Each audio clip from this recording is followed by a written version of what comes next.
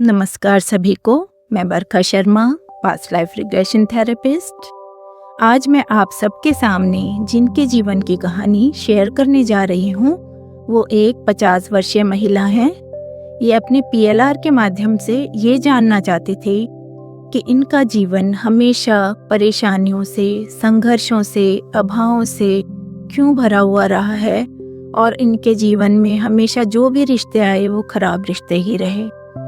तो ये जानना चाहती थी कि मैंने ऐसा क्या कर्म किया जिसकी वजह से मेरे जीवन में परेशानियां खत्म होने का नाम ही नहीं लेती। जब ये छोटी थी तब इनके माता पिता की भी आपस में नहीं बनती थी। उनका हमेशा छोटी छोटी बात पे झगड़ा होता रहता था और एक दिन ऐसे ही किसी बात पे झगड़ा करके इनके पिताजी को बहुत गुस्सा आ गया और वो गुस्से में घर छोड़ के चले गए और साथ में इनके भाई को भी ले गए। उसके बाद से उनका कहीं अता पता नहीं है। जब ये बड़ी हुई तो इन्होंने ढूंढने की कोशिश भी करी उनको, पर आज भी उनका कहीं अता पता नहीं चला। पिताजी के जाने के बाद इनकी माँ ने ही इनको छोटी मोटी नौकरी करके बड़ा किया। कैसे जैसे पाला, ऐसी अभावग्रस्त जिंदगी रही इनकी। जब ये बड़ी हुई तो इनकी शादी हो गई। तो शादी के थोड़े समय बाद ही इनकी माता का भी देहांत हो गया। जिनसे इनका विवाह हुआ वो भी इनके लिए अच्छे पति साबित नहीं हुए। वो स्वभाव से बहुत ही गुस्सैल, बहुत ही झगड़ालू और बहुत ही शक्की थे। उनका काम भी अच्छा नहीं चलता था, तो आर्थिक तंगी वहाँ भी बनी रहती थी और रोज रोज के झगड़े वहाँ भी बने रहते थे। इनके पति इनको जॉब भी नहीं करने देते थे। उनका ये मानना था कि इनको सिर्फ घर संभालना चाहिए और बच्चों का ध्यान रखना चाहिए। अभी जब इनके बच्चे पढ़ ही रहे थे तो बीमारी के चलते इनके पति का भी देहांत हो गया। उसके बाद ये बहुत ही परेशानी में आ गई क्योंकि ये पहले से कोई जॉब नहीं कर रही थी। फिर इन्होंने कैसे जैसे छोटी मोटी जॉब्स करके, अपने फ्रेंड्स से मदद लेके और कुछ छोटे मोटे काम करके अपने बच्चों को पढ़ाया लिखाया, बड़ा किया। अब इनके बच्चे दोनों जॉब कर रहे हैं, पर अब इनकी समस्या ये हो गई है कि दोनों बच्चों की भी आपस में बिल्कुल नहीं बनती। वो भी पास बैठते हैं, कोई बात शुरू करते हैं, उनका झगड़ा शुरू हो जाता है और कई बार तो कई दिनों तक आपस में बात भी नहीं करते हैं वो लोग। ये अपने PLR के माध्यम से अपना लाइफ पर्पस भी जानना चाहती थी। तो जब हम इनको ट्रांस में लेके गए तो इन्होंने पहला दृश्य जो देखा उसमें उन्हें एक मंदिर दिखाई दिया। इस मंदिर के ऊपर एक भगवा ध्वज लहरा रहा था और आसपास बहुत घना जंगल था। जब मैंने इन्हें कहा कि अपने ऊपर ध्यान दो, अपने पैरों की तरफ ध्यान दो, तो इन्होंने देखा कि इनके बहुत बड़े पैर हैं और पैरों में इन्होंने रुद्राक्ष पहना हुआ है। जब मैंने कहा पूरा खुद को देखो तो उन्होंने देखा कि एक मिडिल एज्ड पुरुष हैं और उन्होंने शेर की खाल पहनी हुई है और हाथों में, गले में, हर जगह रुद्राक्ष पहने हुए हैं। फिर मैंने इनके मंदिर की तरफ ध्यान दिलाया कि ये किस देवता के मंदिर के बाहर खड़े हो आप, किसका मंदिर है? तो इन्होंने कहा पता नहीं। तो मैंने इनको मंदिर के अंदर भेजा। मंदिर में जाके इन्होंने देखा और बताया कि ये शिव मंदिर है, यहाँ शिव हैं। मैंने कहा क्या है, शिवलिंग स्थापित है या प्रतिमा है? तो कहते नहीं, शिव स्वयं विराजमान है यहाँ पे, शिव स्वयं नजर आ रहे हैं मुझे। फिर आसमान में इनको रंग बिरंगा प्रकाश भी दिखाई दिया। फिर हमने शिव जी से प्रार्थना की कि इनके वर्तमान जीवन की समस्याओं की जड़ जिस जीवन में है आप इन्हें उसी जीवन में लेके जाएं, इनका मार्गदर्शन करें।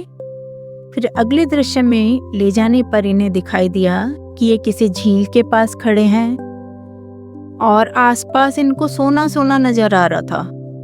मैंने कहा सोना सोना कैसे दिखाई दे रहा है, क्या किसी राजा का स्वर्ण भंडार है यहाँ पे? कहते हैं नहीं, यहाँ पे हर चीज सोने की बनी हुई है। यहाँ घर भी सोने के बने हुए हैं, यहाँ महल भी सोने के बने हुए हैं, इवन पत्थर भी यहाँ सोने के ही हैं। फिर इनको सडनली याद आया कि ये मुझे ऐसा लग रहा है कि ये सोने की लंका है। फिर मैंने इन्हें गाइड किया कि यहाँ राजमहल में जाओ।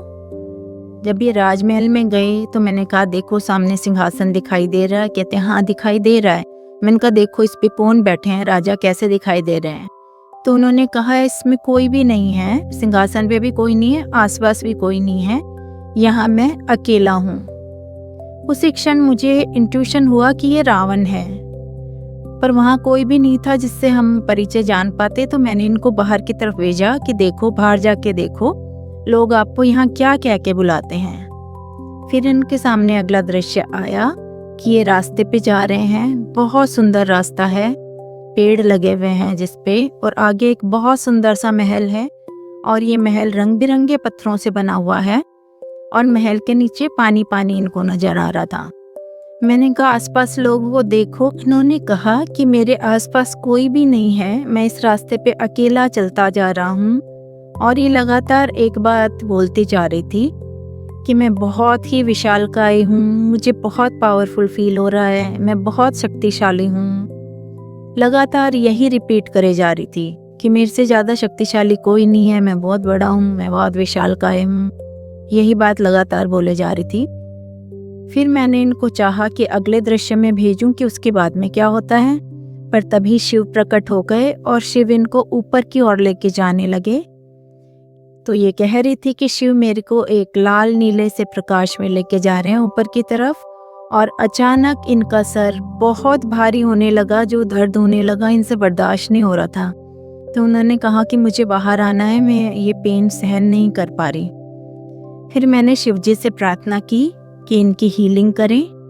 फिर शिव जी की ऊर्जा से ही इनकी हीलिंग करवाई, इनकी रिलेशनशिप हीलिंग करवाई, और कार्मिक हीलिंग करवाई इनकी, और सब रिलीज करवाया इनका। फिर हमने शिव जी को धन्यवाद कहा और मैं इन्हें ट्रांस से बाहर लेके आई। फिर जब ये ट्रांस से बाहर आ गई तो इन्होंने मेरे से कहा कि मुझे ऐसा लग रहा था कि मैं रावण हूँ, पर मुझे लगा कि मैं रावण कैसे हो सकती हूँ, तो मैंने बताया नहीं आपको। पर मुझे लगातार यही फीलिंग आ रही थी कि मैं रावण हूँ। मुझे भी यही लगा था कि ये रावण है, पर शिव जी की इच्छा हमें इतना ही दिखाने की थी, तो वो इसलिए अपने साथ ले गए इनको। तो शिव की इच्छा के बिना तो हम कुछ भी एक्सप्लोर नहीं कर सकते थे आगे, और वैसे भी हमें अपने प्रश्नों का उत्तर तो मिल ही गया था। रावण के कर्म तो हम सभी को मालूम है कि उन्होंने कैसे परस्त्री हरण किया, कैसे अपने अहंकार की भेंट अपने पूरे कुल को चढ़ा दिया और सबसे छीना ही छीना। तो इसलिए उनकी आज की जो भी परेशानियां हैं उसकी जड़ उस जीवन में थी। ये रावण थी तो भी, नहीं थी तो भी, रावण की लंका में विभीषण के अलावा किसी के भी कर्म अच्छे नहीं थे। तो इससे इनके सारे प्रश्नों का उत्तर इन्हें प्राप्त हो गया। शिव जी से जब हमने इनके लाइफ पर्पज के बारे में जानना चाहा था तो इनको पानी पानी और पेड़ पौधे दिखे। फिर हमने दोबारा पूछा ये पानी और पेड़ पौधे दिखने का क्या अर्थ है। फिर हमें इसका उत्तर तो नहीं आया, बस वो पानी पेड़ पौधे इनको नजर आए। तो फिर हमें ये समझ में आया इससे कि इन्हें प्रकृति की सेवा करनी है, और वैसे भी इनको पेड़ पौधे बचाने में, पर्यावरण में, पानी बचाने में, इन सब में इनकी वैसे भी बहुत रुचि रहती है। तो इनका उद्देश्य इनको समझ में आ गया था कि प्रकृति की सेवा करना ही इनका उद्देश्य है, और इनको गाइडेंस आया कि इनको शिव की साधना भी करनी चाहिए, शिव के मंत्रों का जाप करना चाहिए, जिससे इनके कर्म कटेंगे और प्रकृति की सेवा करने से भी इनके कर्म कटेंगे। तो ये ऐसे हमारा सक्सेसफुल सेशन रहा। अब मैं इस वीडियो का समापन करती हूँ। यदि आपको वीडियो पसंद आया हो तो लाइक कीजिए, शेयर कीजिए, सब्सक्राइब कीजिए। बहुत बहुत धन्यवाद सभी दिव्यात्माओं को। To book your past life regression session, download Karmic app from Google Play Store or visit Astrorag website.